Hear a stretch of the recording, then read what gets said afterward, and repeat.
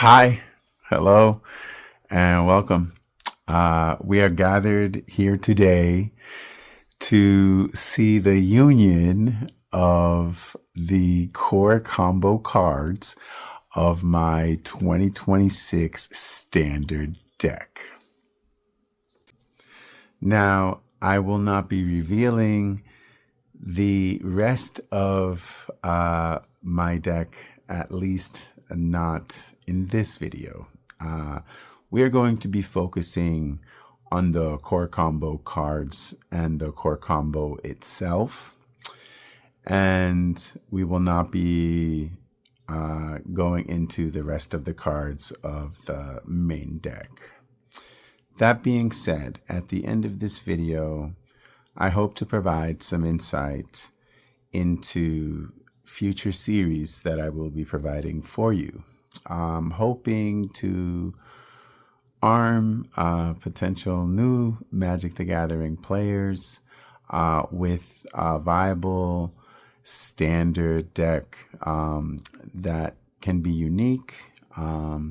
Hopefully in one of the archetypes or shells that I'll be covering, you'll find something that you like, play pattern, or maybe, you know, the artwork on some cards that you like to play with or something. And maybe you can use it and take it to an LGS and play in a tournament and hopefully have some success. Okay. I feel like you guys that have seen the shorts know a little bit about what's to come. For those of you who haven't seen them, feel free to, pause this video if you'd like right now, or later on when I pause for you later on for an interactive activity, hopefully that you try and see those, so you kind of have an idea of what's to come in this video. Okay, enough of eating dessert at the beginning of the dinner. Let's dig into the main portion here of this video. I'll see you again later on. The core combo cards are comprised of the following 5: An Offer You Can't Refuse, Exalted Sunborn, Molten Duplication, Momo, Friendly Flyer, and Mox Jasper. Now, let's goldfish and pretend that you have 4 copies of each and any number of lands. Can you assemble a way to potentially win on turn 2? I'm going to provide 10 seconds of silence for you to try to discover this combo on your own. If you're willing to try, I hope you have a few eureka moments and enjoy. The time starts now.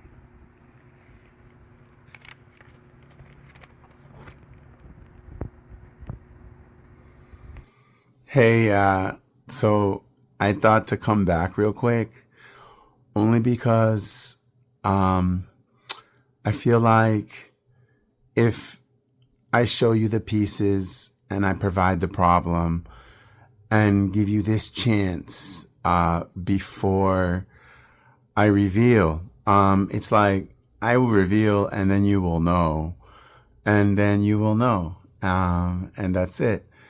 But if you spend some time right now real quick and just try, and I know I'm stressing it and I'm sorry, but this is it. If you can do it on your own, wow. If you solve it, congratulations. I kind of wanted to appear and say that that was pretty incredible. Again, congratulations. That's not easy. And pat yourself on the back. You deserve it. That was awesome. All right, welcome back. I hope you were able to discover this combo on your own. If you were able to do it, congratulations. It took me some time to figure this out. I'm going to make a video in the future about how I came across this combo because I was trying to actually solve something else. And, I just hope that if you were able to do it, you enjoyed it because it was quite fun for me, and I hope it was for you. So let's get started. All right, let's discuss an offer you can't refuse first. Now, as a counterspell, you wouldn't want to use this in the early game, as you are essentially ramping your opponent.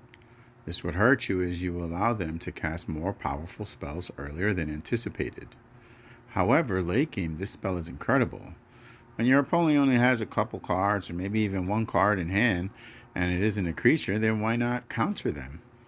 They can't really use the treasures if they don't have any cards left to use the mana, right? So late game, it's an amazing 1 mana counter anything non-creature. So we could stop there as we discussed this card, but, I kept going because as I read the card, something struck me. And what strikes me interesting is that it says target, which means we can target something of ours. And that being said, it made me wonder. Now, if we counter something that costs 1 mana of ours, and we spent 1 mana, then we made 2 treasures, and it cost us 2 cards. So thinking of this as a ritual in this regard doesn't really quite work. So the question is, can we find something that we could counter that doesn't cost any mana? Because while then it does cost us a card, perhaps it can be considered a ritual, considering we're only spending 1 mana to create 2 treasures. Now, if only a card like that existed in Standard. Okay, let's talk about core card number 2 now. Mox Jasper. All right, now this is a non-creature spell that only costs nothing. A big 0. Nice big goose egg for us. This is more like an ostrich egg, a brontosaurus egg. It's so big at 0. This means that we only need 1 mana to be able to cast, let's say, our own Mox Jasper, hold priority, and then, in the best kind of imitation possible, cast our own and offer you can't refuse our very own Mox Jasper, and then we create 2 treasures for ourselves. I am coining this combo where you use an offer you can't refuse to counter your own Mox Jasper as Moxfer from here on out. Okay, so when you hear Moxfer, this particular interaction between an offer you can't refuse and Mox Jasper is what I'm referring to. Now, what if this effect could be copied?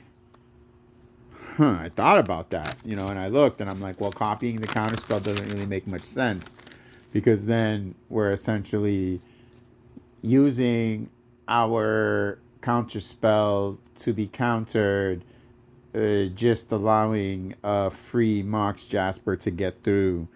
And unless you're doing like a storm count and you need to be able to, whip a large number of spells in a turn, and you want to use Mox Jasper as one of these cards to count and use the combo as Mox for his 2 spells, and then somehow use another card to counter your own and offer you can't refuse, like another offer you can't refuse, then you're essentially using 3 cards to make 2 treasures, and that doesn't work. So then we have to look at other multiplying effects that fit what we want.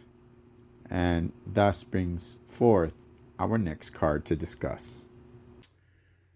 I'd like to note now how, if you begin the game with a 7 card opening hand and you played a land and you Moxford and spent 2 cards, then you made your 2 treasures, and let's say you pass turn and draw a card on your second turn, and then you played a land. Now, you have 4 cards in hand, so most likely your opponent has more cards than you, but you have 4 mana available to you already on turn 2. We're not ramping on turn 2 to get to 4. We got to 3 on turn 1. So when we play our land on turn 2, then we already have 4 mana. So while we have 4 cards, we have 4 mana. So I don't know if, this particular situation has occurred before. I mean, in standard, at least, to the best of my knowledge, I can't recall such a situation. And I feel like it's unique. I mean, if we stopped here, it's Moxford already on turn 1 is kind of cool, because when else have we had 4 mana to begin a turn 2 play? And, I think the environment might be rich to explore such a situation. Let's keep going. I did a little bit, and I'll share that with you now. So this moment where you have 4 mana available after you play your second land on turn 2, I'm going to call that 4-2 from now on, just to condense and try to simplify things. So 4-2 is going to mean now when you have 4 mana and it's turn 2. All right, so then if we have 4-2 for turn 2, I'll just touch upon real quick how, if we did Moxford on turn 1 and we invested 3 cards to make the 2 treasures, that at that point, with 4 cards left and the 2 treasures, you could crack the 2 treasures and play a 2-drop on turn 1. And I thought that's kind of cool, because you can still, think of it as having played something an entire turn early. It's just going to cost you, the Moxford cards. And that is really unique, to play something that you were supposed to play on turn 2 a whole turn early. That's pretty cool. With the current state of removal, if it costs, 2 and you play it, but then, you get blown out by the opponent's response, then, you did something really awesome by playing something on turn 1 that you were supposed to play, let's say, on turn 2. But then it got destroyed or removed, and feels kind of bad, So I wait. I feel like if you wanted to do your spell that you had for 2 mana that you had available on turn 1, if you wait for 4-2, then, a worst case scenario, then you just, play the land on turn 2, tap the lands, save your treasures, and play your 2-drop. Now, if it gets removed, it's not so feel bad, because you didn't sacrifice the treasures. I believe that's the key aspect here, is how you're going to use those treasures, because that's what you Moxford for. So you don't just want to go ahead and make a mistake on turn 1 and cash in on the treasures too early, and then, get blown away by a removal spell or something like that. So hold off on playing your turn 2 spell until turn 2, and save those treasures for the right moment. Okay, so there I stood staring deep into the 4-2 abyss. And I'm like, okay, this is pretty daunting. Let me take it a step further and let me see if I didn't do this to have 4-2 and instead it's turn 3. And I played a land on turn 3 and I got like a full grip of cards. You know, I went turn 1, land, turn 2, land, turn 3, land, boom, here we are. Because I saw chord card number 3, Exalted Sunborn. And I thought, this is exactly what I was looking for. Because let us say it is said turn 3. And I warped in Exalted Sunborn for 2 mana, for the 2 warp mana cost. Now we have mana available in our third land, and we Moxford now. And it turns out that if we Moxford with an Exalted Sunborn in play, then what we want does occur. Instead of us creating 2 treasures, then we actually create 4, thanks to the power or the ability of the Exalted Sunborn. Okay, so here we are, and it's turn 3.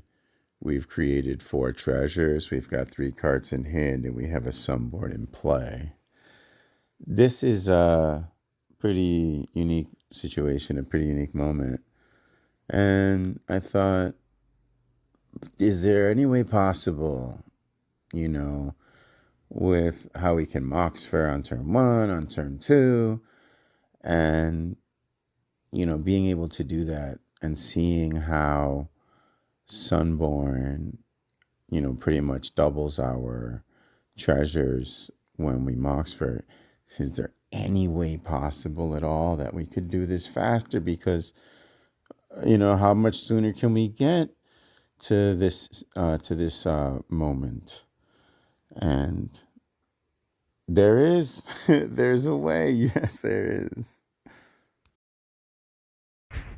Before I explain, I just want to mention how we can, moving forward throughout the rest of this video and future videos, when you were able to create the 4 treasures after Momo and Sunborn were out and you Moxford, let's coin that from now on a Born Moxford situation, because then it's easy, much easier, because then it's like 4-2, but on top of 4-2 we have the Momo and the Sunborn already out. So, you know, we can consider saying turn 2 Born Moxford as the cards needed in the creation, therefore, of the 4 treasures. So, Born Moxford, moving forward when you hear it, is when you did this interaction between Sunborn and Moxford, creating not 2 but the 4 treasures. All right, now let's talk a little bit about our adorable, cute little Momo. Oh my God, Momo! Ay ay ay, Momo. We got Momo, Playful Pet. Now, this card is actually pretty good. I don't use it in this one, but I know that it's used in other Blink decks, and for very good reason. It leaves the battlefield triggers really nice. If we look now very quickly at Momo, Rambunctious Rascal. Yeah. Look at this little guy, yo. In my short, I mentioned how Team Avatar is always asking the question about where's Momo. So I got that bit from this card, even though this isn't the one that is featured in the combo.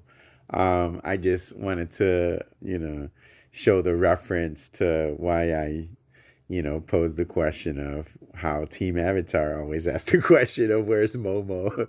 And I said he's in the deck. It's not Rambunctious Rascal, though. Let's move on now. Momo Friendly Flyer.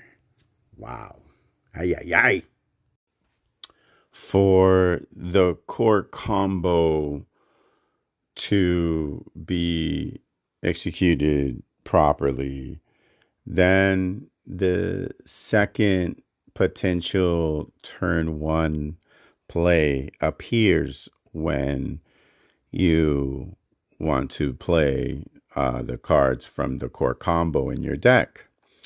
The first possible line we've already explored thoroughly, and that is when on turn one you do 3-1, where you Moxfer on turn one to create the two treasures to begin after you play your land on turn two to have 4-2.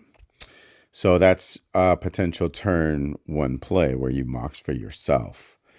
But Momo Friendly Flyer is the second possible turn one play that you can play using the core combo cards.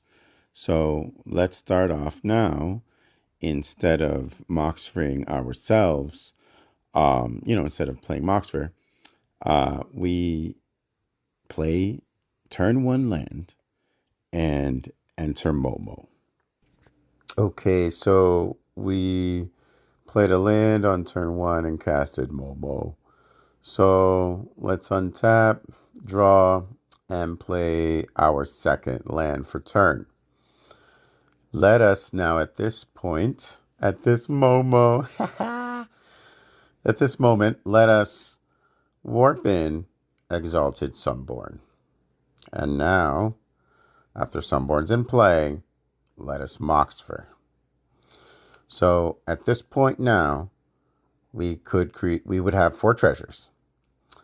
And if we only had lands in our hand, then we could move on to our combat phase and swing with Momo for 2, not 1, because the Sunborn procs Momo's +1/+1 trigger. And, after combat, at the end of turn, Exalted Sunborn warps away. So turn 3 could begin by us untapping and drawing. And at this point, if we take stock, we've got 3 cards in our hand. We've got 2 lands on the battlefield. We could have a Momo. We have Exalted Sunborn that has been warped away. And we have 4 treasures. So if we played a land from our hand on turn 3 and now have 3 lands, Momo's still in play, then at the very worst, if we sacrifice a treasure, we can bring in the warped Sunborn for 4 mana. And then, maybe swing again with Momo or what have you. But I offer that line simply to provide a base of possibilities in that particular Momo. However, with the board state presented at that point, I kept digging. And so now the time has come to enter the last card of our core combo cards, Molten Duplication. If casting now using 2 treasures and we target our own Exalted Sunborn, we don't make 1, but 2 Sunborns, each with haste.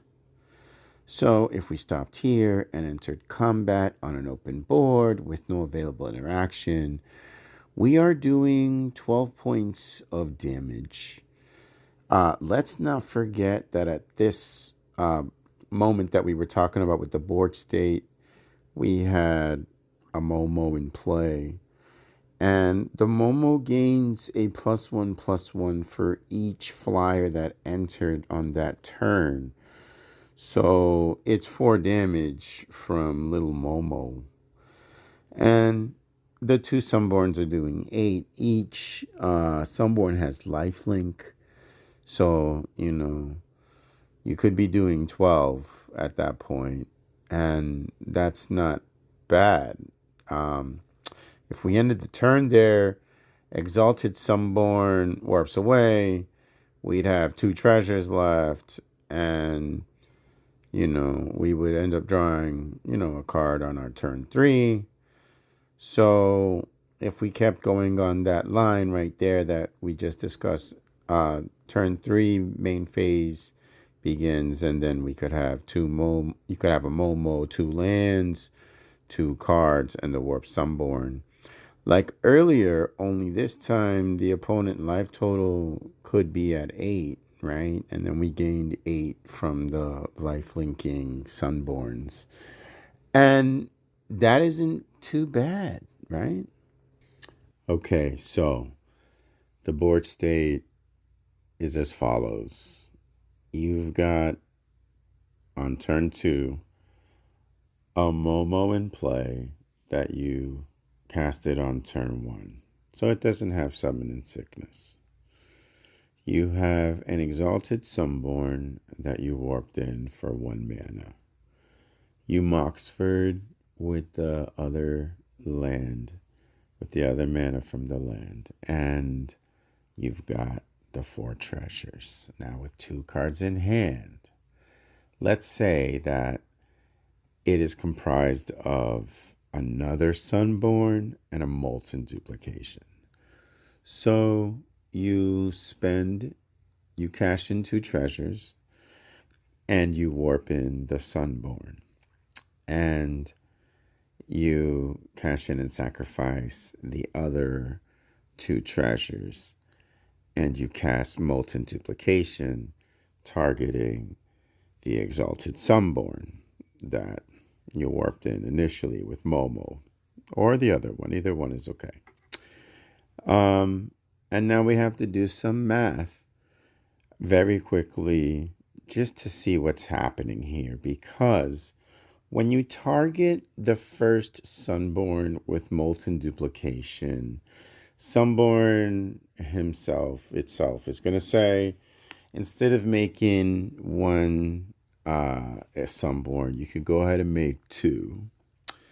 And then before you create those tokens, but the second Sunborn is going to trigger. And then the second Sunborn is going to say, I see you making 2 Sunborns over there. Now you can go ahead and make 4 more. And now you have no cards in hand, but the end result is 6 Sunborns that are hasted, like all swinging in here. They're 4/5. So that right there alone is 24 points of life linking damage. And let's take a look at our Momo here. Because of the 6 Sunborns that entered and the warped one that you cashed in the treasures for, making 7, and then the initial one that you warped in, making 8 flyers for the turn.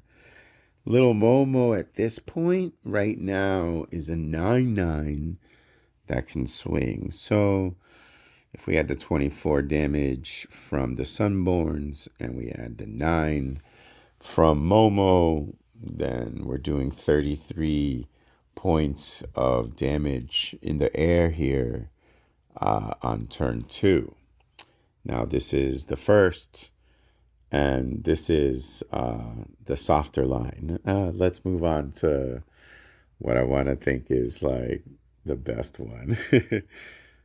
So now to recap the moment where this line comes in, all we're going to do is refer to how we could win in the moment where the two cards we have comprise of Exalted Sunborn and one copy of Molten Duplication.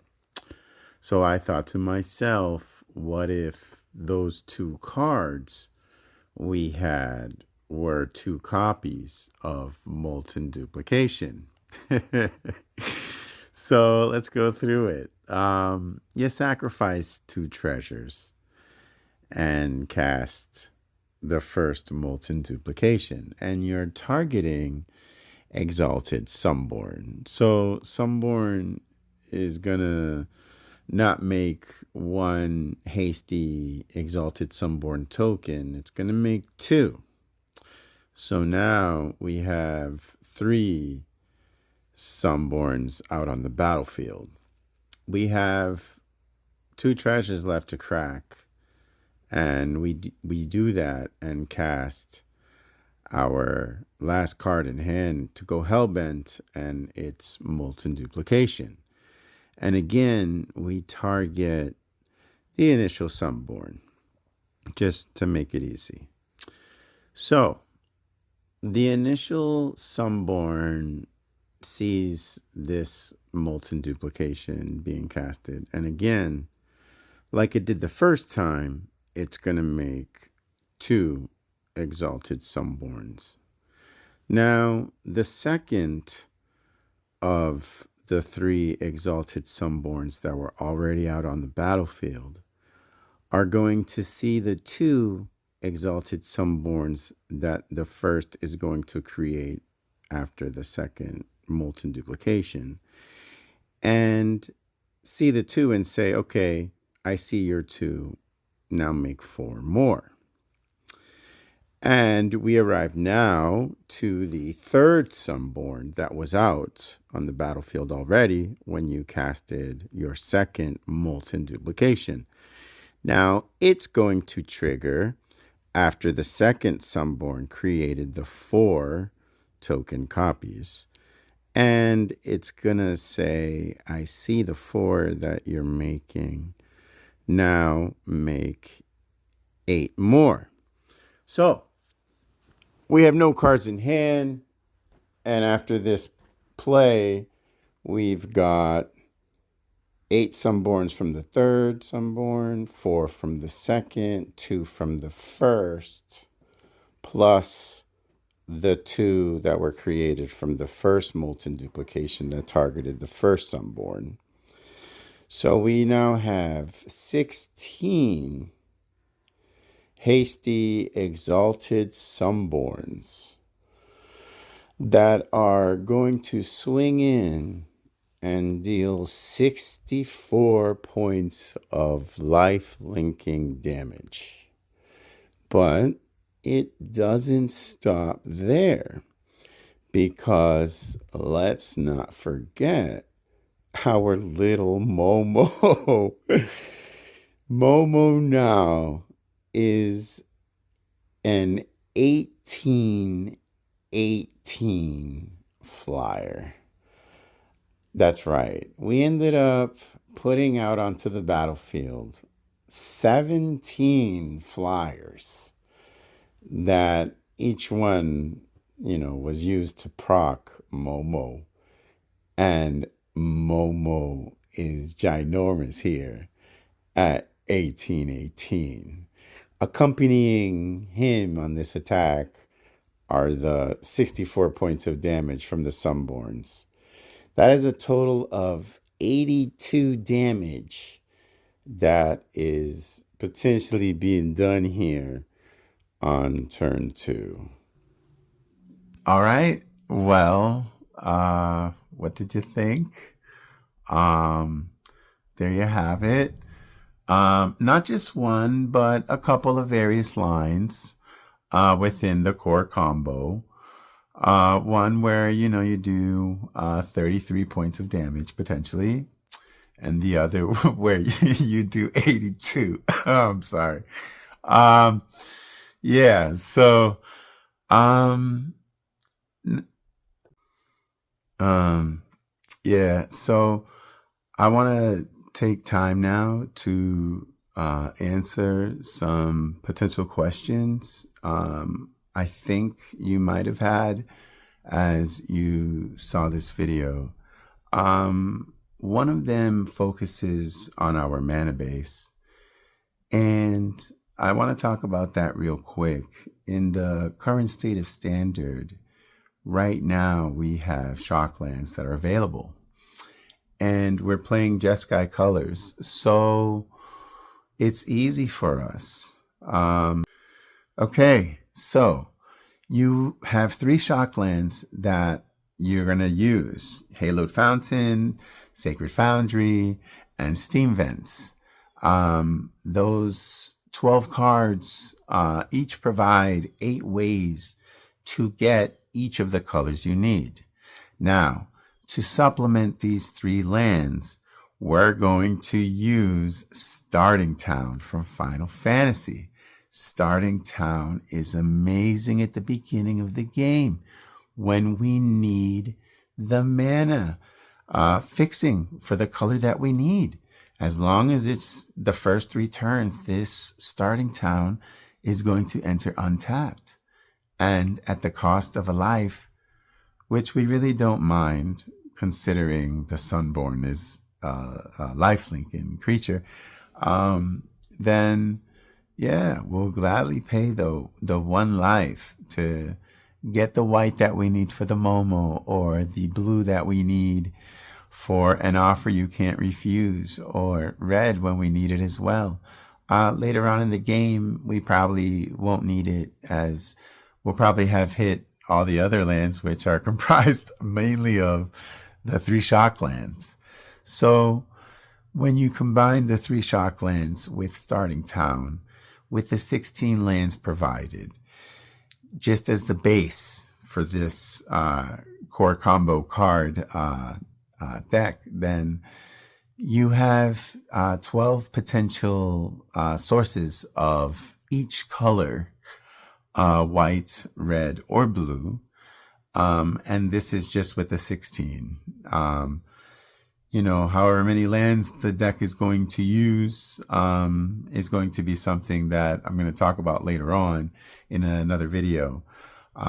Just because this deck is really fast and super aggressive, then you can make an argument that you don't need something like 22 or 23 lands to play this deck, because most of everything so far, not to spoil the rest of the cards in the main deck or in any other archetypes or anything, is of low mana count. Mox Jasper is a free spell.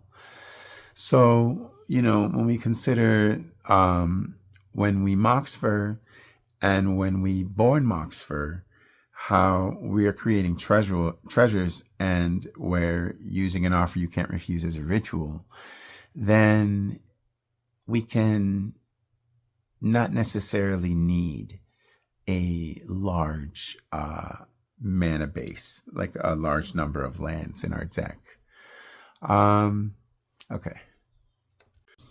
Okay, so we're playing with Shocklands and we're playing with Starting Town. So, our life total might be a little lower than normal in a standard game, considering.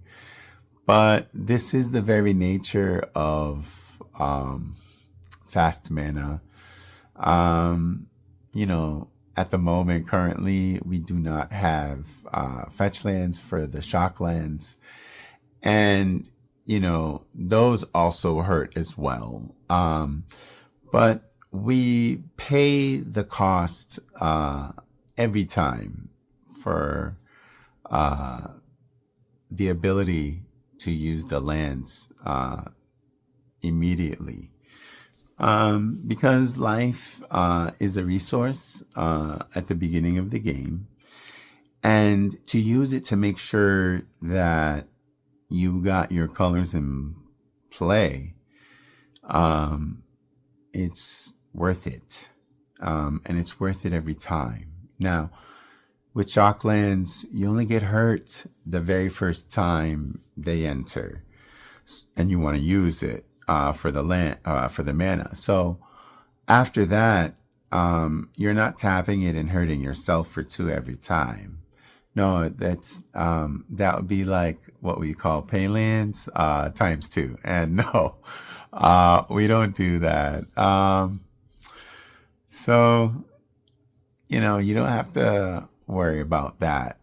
You just lose the 2 life right away if you want to use the mana. I can always enter untapped, but we don't want untapped lands in this deck. We want to be able to play what we need to play when we need to play it. And so we need the fast mana. We need the best kind of lands available to us at the time. And currently in Standard, the shock lands are really the way to go. They're really nice. So yes, you do get hurt by them immediately if you want to use them. But then you don't get hurt anymore. Starting Town hurts you every time you want to use it for colored mana, but you can always tap it for colorless if you just need generic mana. But the life loss of the lands in this deck, I feel like, are mitigated by the fact that Sunborn has lifelink. I mentioned this earlier and I want to stress it again. Considering, it's the main creature of the core combo, anytime it's pulled off, then you're looking at getting the life that you lost back. So while it may seem like the lands are really going to hurt you, I'm not going to lie, they do, but it's the kind of pain we tolerate, that we like, because it goes away, and then we're left with the richness. All right, so the truth in a way has to be revealed, and you may have been astute to have picked it up already, and that is that we actually cannot assemble a win on turn 2 with only our starting hand. Now, if we're on the play, then that means that we don't draw for the turn, but we will draw a card on turn 2. So there are a couple approaches at this point that we can have when we have a deck like this. The first 7 cards, ideally, to be able to push across some damage on turn 2, would comprise of 2 lands, and then 1 card of each of the core combo. So on turn 1, you played a land and you played Momo, and then on turn 2, we won't consider the card drawn yet. But you play a land, you warp in Sunborn, and you born Moxfer, and you have 4 treasures, and not counting the card that you drew for the turn, if that last card was Molten Duplication, then you're doing at least potentially 12 points of damage, and 8 life coming back your way. This is as far as we could potentially go on a turn 2 given our starting hand. And I don't think it's a bad place to be in. If we were hellbent here, then we've got our four treasures. Like I said before earlier, you could on turn 3 just bring in Sunborn again, and you drew another card. And let's not forget that we did draw a card on turn 2, and it's in that draw where it could have been a Sunborn. It could be another Molten Duplication. Just with the core combo, those are the draws that we're looking for to win the game on turn 2.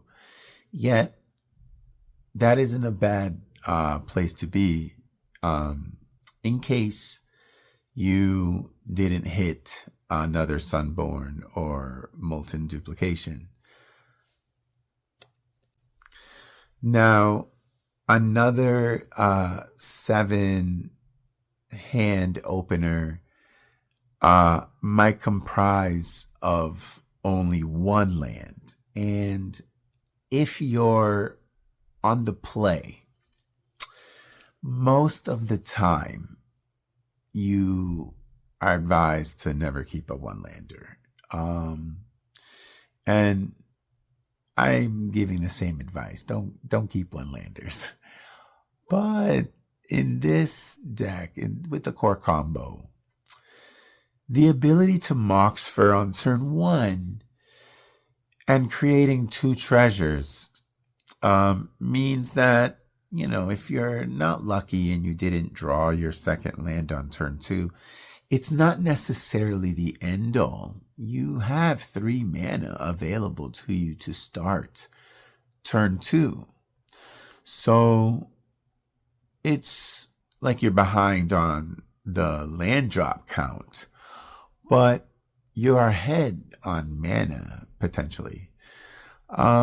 So that isn't so bad. The idea of keeping the one-lander.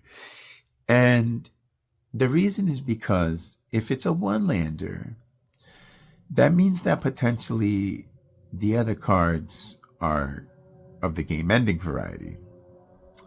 You got one Momo, you got an offer you can't refuse, you've got Mox Jasper, but now maybe you've got 2 Sunborns and a Molten Dupe, or a Sunborn and 2 dupes, and all you need is a second land. And then if you draw it on turn 2, after, let's say, you played a Momo on turn 1 and prayed to the top deck gods, then you could win on turn 2 in this situation. And as described then, in looking at the previous 2 examples where your opening hand, and we looked at some of those opening 7 cards, you were on the play.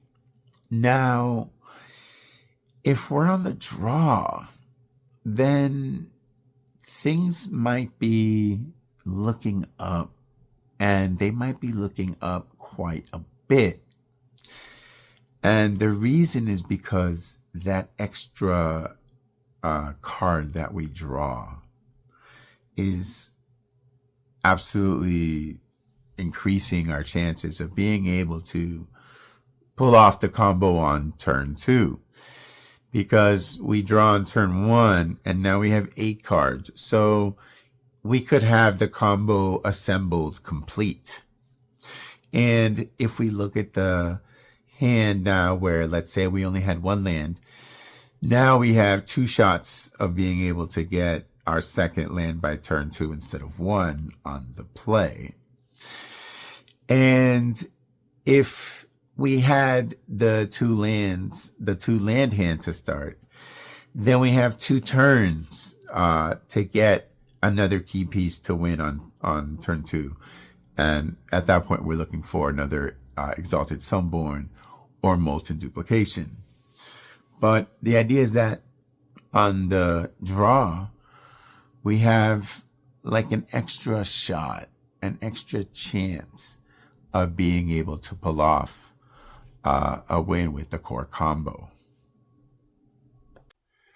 Well, if you're still here, very deep and heartfelt thank you from me to you. I know this video was long. It went much longer than I anticipated, but I wanted to be thorough. You know, you only get potentially the one chance if you're lucky and you draw the card to you'd be able to win on turn 2. So I didn't want to mess this up, at least not too much or too bad. You know, as a brewer, I felt like I thought that the shorts were kind of the appetizers, and what you saw this entire video was kind of like the main course, and we reached the dessert. And here I just want to mention how earlier, a long time ago, I said that I wouldn't leave you hanging, and I don't intend to. So I have a deck that I'm going to be sharing with you. When I say deck, what I mean is like an archetype or a shell, if you will, of cards that surround the core combo cards. Now, the core combo cards are named such because just with them alone, you can win on turn 2. So, you know, this idea, this concept, this core card combo idea is evolutionary. So I'm going to allude real quick. I see you, Strixhaven. And, you know, the more cards we add to the core card combo, if we hit a surplus and we hit a critical mass of them, then we can just fill the cards, the deck with all the cards that could potentially complete, you know, the deck comprised solely of core card combo cards. One of them, as an example, is something like Devastating Onslaught. It wasn't mentioned here, and the reason is because it costs 3 mana to get the same effect that, you know, we get for 2 mana with Molten Duplication.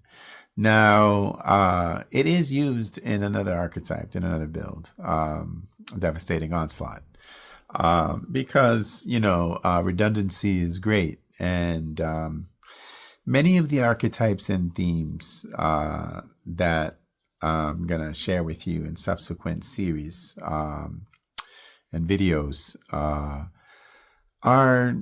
various ways to play Magic.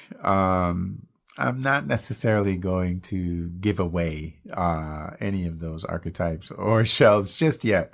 You're going to have to wait and be patient with me, please.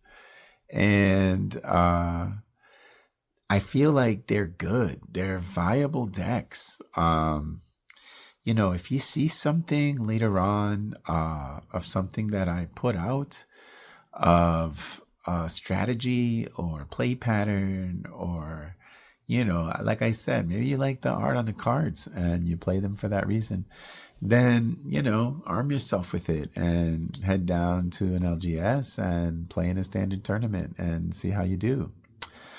I'm going to leave it up to you in a way. If you leave a comment below, my plan after doing the backup secondary amazing deck and a way you can play with the core card combo. After that, I was going to lean more into doing other archetypes and other shells And then super much later, present my main idea, like the main deck that I would play with right now. Or I could present that and, you know, subsequently follow that with other archetype or shell videos or series. So for me, as long as I get to you the ideas that I have with the cards that I've put together in those decks and sideboards, then let me know what you want to see. Are you interested in the archetypes and the shells first, or would you like to see what I would consider to be like a main deck? No matter what you do in life, as long as you're not hurting yourself or anyone else, enjoy.